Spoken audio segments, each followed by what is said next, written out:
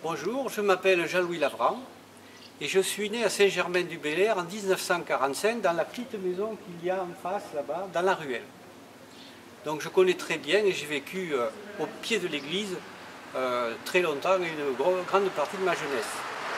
Les premiers écrits qu'on a de l'église datent de 1531. C'est à l'époque le prieur de Concorès qui a pris possession de la prieuré de Saint-Germain à cette époque-là.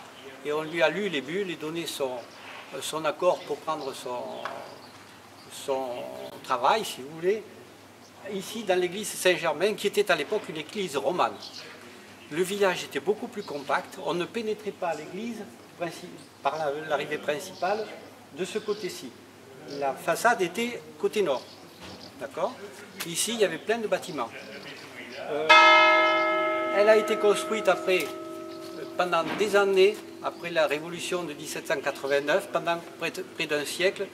La vieille église romane était en très mauvais état, mal entretenue.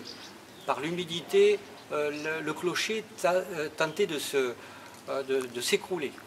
Donc le maire, toujours M. Alfred Copula, a décidé de construire une nouvelle église.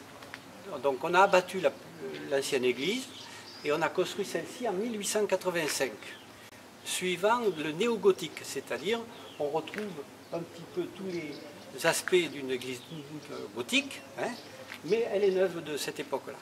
Donc elle a déjà plus d'un siècle.